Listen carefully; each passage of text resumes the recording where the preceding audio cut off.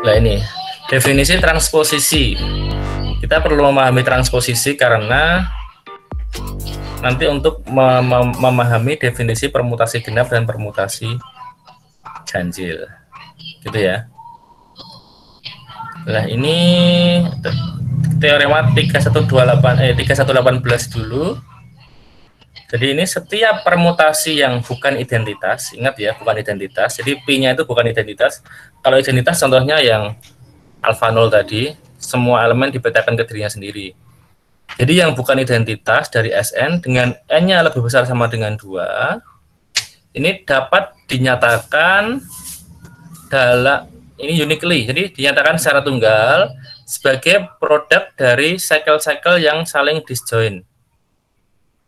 Jadi kalau kita mengambil sembarang P, sembarang permutasi P di dalam Sn, P itu bisa kita nyatakan sebagai cycle-cycle yang saling disjoin, komposisi cycle-cycle yang saling disjoin. Dan cara menyatakannya itu tunggal, uniquely. Artinya tidak akan sama dengan komposisi dari PP yang lain. Gitu. Artinya nanti secara tunggal itu ya gitu saja. Tidak ada cara lain. Itu. Contohnya ini ya. Kalau ini masalahnya tidak disjoin ini. Yang disjoin tadi contohnya ini alfa ini ya. Kalau ini berarti di S8. Jadi S8 kalau alfa ini dinyatakan sebagai komposisi dari ini 3 cycle yang saling disjoin ini, maka alfa ini tidak bisa dinyatakan sebagai komposisi dari cycle lain. Ya hanya cycle 3 cycle ini saja. Itu makna teorema tadi ya. Nah, ini. Dan di mana setiap cycle-nya panjangnya minimal 2. Jelas ya. Setiap cycle panjang minimal 2. Kenapa? Kalau cycle itu ya ditulis minimal seperti ini, 14, 13. Ini jadi 2 bilangan. Ini panjang cycle. Kalau cycle kok ditulis sekali tok gini, ini maknanya apa? Ini maknanya elemen identitas. Jadi kalau ada satu tok ini cycle 1, ya berarti 1 ke 1. Berarti 1 ke 1 sendiri, yang lain ke dirinya sendiri, itu berarti elemen identitas. Atau sama juga kalau cycle cuma ditulis 2 gitu aja, misalkan 2, itu maknanya berarti ini siklus 2 ke 2 sendiri kan? 2 ke 2 sendiri, elemen yang lain ke dirinya sendiri. Jadi siklus itu yang minimal berarti panjangnya 2. Karena kalau panjangnya 1 seperti ini bermakna elemen identitas. Jadi bermakna permutasi identitas maksudnya. Permutasi identitas itu berarti setiap elemen ini dipetakan ke dirinya sendiri. Itu kalau cycle dengan panjang 1. Nah sekarang ini tadi itu ya, setiap ini 3118 dengan ini terjemahannya. Setiap permutasi atau suatu lingkaran adalah suatu lingkaran atau perkalian dari lingkaran-lingkaran yang saling asing. Jadi cycle-cycle yang saling asing. Terus ini suatu transposisi adalah suatu 2 lingkaran, maksudnya 2 cycle, itu berarti lingkaran dengan panjang 2. Dengan kata lain, transposisi adalah suatu ini chord 2 tak jelas ya mau ya. 2 cycle atau ini. Suatu lingkaran dengan panjang 2 itu disebut dengan transposisi. Contohnya berarti ya ini di dalam alfa ini komposisi dari 3 permutasi. Lah yang 2 belakang ini, yang ini sama yang ini disebut transposisi. Kenapa ini? Cycle dengan panjang 2. Nah ini transposisi semua karena ini cycle dengan panjang 2 semua. Itu ya. Itu yang disebut dengan transposisi. Nah, nanti ini andaikan N-nya lebih besar sama dengan 2, maka suatu permutasi atas N unsur itu dia adalah hasil kali dari transposisi-transposisi. Jadi setiap alfa, kalau ini sedikit berbeda dengan teorema yang atas ini. Kalau yang atas ini maknanya adalah kita punya permutasi, dia bisa kita nyatakan secara tunggal sebagai hasil kali dari cycle-cycle yang saling asing, yang saling disjoin gitu ya. Tapi kalau yang 827 ini, kalau kita punya permutasi alfa, dia bisa kita nyatakan sebagai hasil kali dari transposisi. Jadi lebih khusus. Jadi hasil kali cycle yang panjangnya 222 semua. Gitu ya. Itu 827 itu berarti teorema yang lebih khusus dari teorema yang atas tadi. Kalau atas tadi dinyatakan sebagai hasil kali dari cycle yang saling asing, itu cycle-nya tidak harus berpanjang 2. Kalau yang bawah ini pasti panjangnya 2. Contohnya ya tadi. Alfa ini sebagai hasil kali dari 3 transposisi yang panjangnya 2. Ini masing-masing panjangnya 2 ini. Itu ya. Contohnya ini. Contohnya adalah di S4. Jadi kalau kita punya seperti ini, 2 permutasi ini harus dipertegas. Dia bicara permutasi di grup S berapa. Karena kalau tidak dipertegas di S berapa, nanti dikira beta ini elemen di S3. Gitu ya. Karena kalau elemen S3 itu pemetaan dari 3 bilangan 1, 2, 3 saja. Tapi kalau ini di S4, meskipun ini dituliskan 1, 2, 3, maka harus dilanjutkan. Berarti ada 4 ke 4. Gitu ya. Itu tolong dipahami dengan baik dan dicatat. Jangan sampai nanti besok salah. Artinya, ketika kita menuliskan seperti ini, permutasi alfa sekian, beta sekian, X jelas 1, 2, 3, 4. Berarti kalau kita bicaranya memang di S4, ya nanti sudah benar karena ada 4 bilangan yang muncul di sini. Tapi kalau misalkan seperti ini, beta sama dengan 1, 2, 3, ini jangan disalahpahami, ini di S3. Jadi ini 1 ke 2, 2 ke 3, 3 ke 1. Ini harus ditambah ini ya, 4 ke 4. Karena kita bicara di S4. Artinya harus pemetaan dari 4 bilangan ini ya.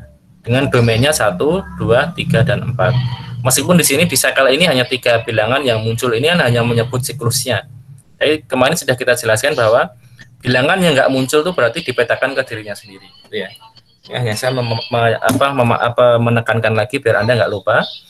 Ini alfanya adalah 1, 2, 3, 4. Jadi 1 ke 2, 2 ke 3, 3 ke 4, ke 4 ke 1. Betanya adalah 1 ke 2, 2 ke 3, 3 ke 1, 4 ke 4. Nah ini tadi. Suatu permutasi alfa atas N unsur, dia adalah hasil kali dari transposisi-transposisi. Jadi selalu bisa kita nyatakan sebagai komposisi dari cycle-cycle yang panjangnya 2. Contohnya ini alfa. Alfa dinyatakan sebagai ini komposisi dari 1, 4, 1, 3, dan 1, 2. Jadi ini 1, 4, ini 1, 3, ini 1, 2. Hasilnya adalah alfa ini. Ini kan artinya alfa merupakan hasil komposisi dari transposisi-transposisi. Jadi permutasi-permutasi atau cycle-cycle yang panjangnya 2. Beta juga sama. Beta yang ini bisa kita nyatakan sebagai komposisi dari 2 transposisi ini. Jadi yang alfa ini adalah komposisi dari 3 transposisi, yang beta ini sebagai komposisi dari 2 transposisi. Artinya 2 cycle. 2 cycle dengan panjang 2. Di ini 1, 3, dan 1, 2 dikomposisikan hasilnya menjadi beta ini. Nah ini nanti ada sifat berikutnya. Ini contoh lain lagi sini. Kalau kita punya alfa ini yang awalnya dia komposisi dari 2 cycle, 1 panjangnya 4, 1 panjangnya 3. Ini masih bisa di-split lagi. Karena dengan teorema tadi bahwa setiap permutasi bisa dinyatakan sebagai komposisi dari transposisi-transposisi yang awalnya perkalian dari cycle dengan panjang 4 kali panjang 3. Dia bisa dinyatakan sebagai perkalian dari cycle-cycle dengan panjang 2 semua ini. Ini panjangnya 2 semua kan ini. 2, 2, 2, 2, 2. Atau sebagai cycle-cycle dengan panjang 2 yang seperti ini. Ini juga transposisi. Lupa, tadi katanya uniquely expressed itu ya. Jadi dinyatakan secara tunggal ini tadi. Tapi di sini kok tidak tunggal, Pak. Di sini kok bisa dinyatakan dalam seperti ini, bisa dinyatakan dalam seperti ini. Ingat, dinyatakan secara tunggal itu apabila dia syaratnya disjoin ini ya. Nah ini mana tadi sih? Nah ini dapat dinyatakan secara tunggal siklus-siklus yang saling asing syaratnya disjoin.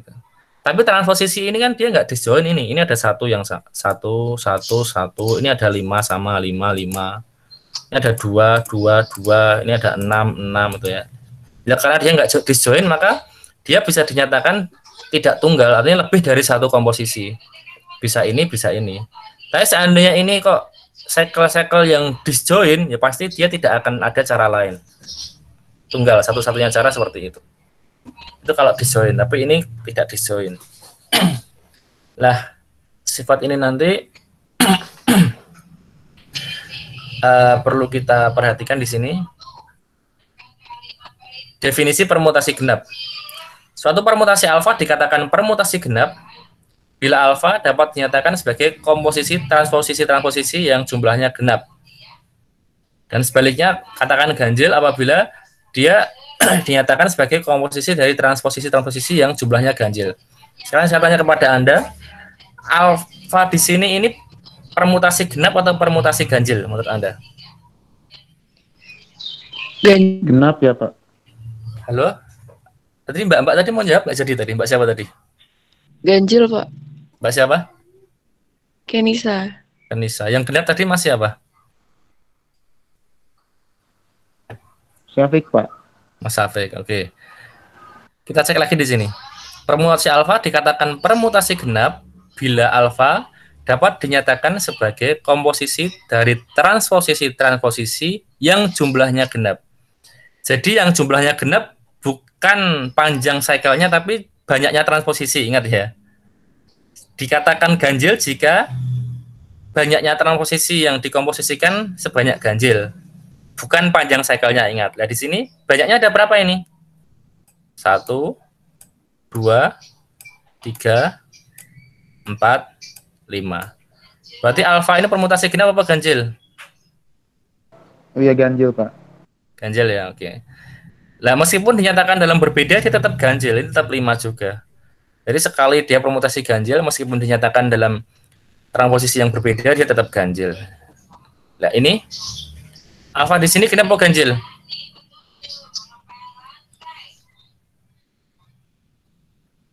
Alfa ini transposisi kenapa ganjil ini?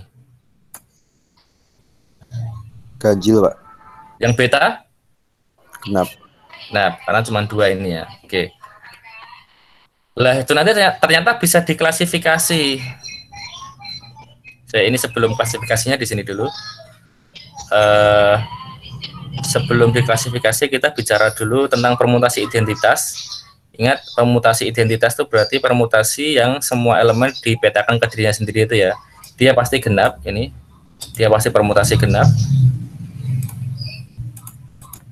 Terus yang bawah ini sifat tentang apa ini? Tidak terdapat suatu permutasi alfa yang sekaligus permutasi genap dan ganjil. Jadi tidak mungkin satu permutasi itu dia menjadi genap atau menjadi ganjil. Maka tadi di sini tadi meskipun dinyatakan dalam transposisi yang berbeda-beda, kalau ini ganjil tetap yang lain tetap ganjil, selalu ganjil. Nggak mungkin ini transposisinya sebanyak genap, dinyatakan dalam transposisi dari yang lain kok menjadi ganjil atau sebaliknya, itu nggak bisa. Sekali ganjil tetap ganjil, sekali genap tetap genap, itu maksudnya seperti itu. Nggak mungkin ada sebuah permutasi yang sekaligus genap dan ganjil. Itu. Nah, ini menjadi klasifikasinya. Perhatikan di sini. Diberikan P elemen Sn, ini suatu cycle. Ingat, ini harus cycle dulu. Ini P itu merupakan sebuah permutasi genap jika dan hanya jika K-nya adalah ganjil. K itu apa? K itu berarti panjang cycle-nya. K cycle. Jadi K cycle itu berarti K cycle yang awal. Panjang cycle awal jika panjangnya adalah genap. Kebalik, sorry. Jika panjangnya adalah ganjil, ini, maka permutasinya adalah permutasi yang genap. Sebaliknya berarti nanti K cycle kalau K-nya adalah genap berarti permutasinya adalah permutasi ganjil. Kita pakai contoh yang tadi lagi. alfa dan beta di S4 tadi. Alfa di sini, ini K alfa. Ini panjang alfa berapa ini? Panjang 4. cycle alfa berapa? 4. 4, betul. Yang di sini panjang cycle beta berapa? 3. 3. Berarti panjangnya alfa genap atau ganjil? Panjangnya cycle-nya maksudnya. 4 itu? 4 itu genap ya? Halo? Iya, Pak. 4 itu genap, panjangnya genap, maka permutasinya akan menjadi permutasi ganjil lah ini. Karena dia perkalian dari 3 transposisi. 1, 2, 3. Jadi permutasinya menjadi permutasi ganjil karena panjang cycle-nya adalah genap. Sebaliknya yang beta ini. Yang beta ini panjang cycle-nya kan ada 3 ini. Berarti panjang cycle-nya ganjil, maka permutasinya menjadi permutasi genap. Karena apa? Perkalian dari 2 transposisi. Berarti dia beta adalah permutasi genap. Jadi panjangnya ganjil menjadi permutasi genap, panjangnya genap menjadi permutasi ganjil. Sampai di sini paham? Halo? Insya Allah, Pak. Paham ya? Oke, semoga yang lain paham ini. Diwakili 1 orang, diwakili ketua kelasnya. Terakhir di dalam grup permutasi yang perlu saya jelaskan ini tentang grup alternating. Apa itu grup alternating? Jadi ini misalkan AN itu adalah subset dari SN. Ingat SN itu adalah permutasi himpunan semua permutasi ya ini ya.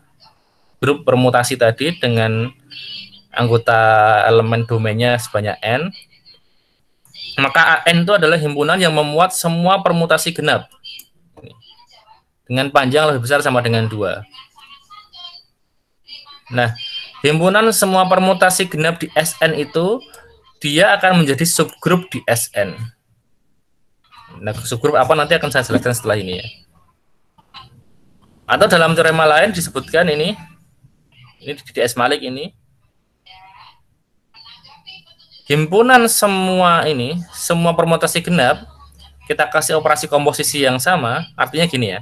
Semua permutasi-permutasi genap itu dikumpulkan jadi 1, terus dikasih operasi komposisi, dia akan menjadi grup juga gitu ya.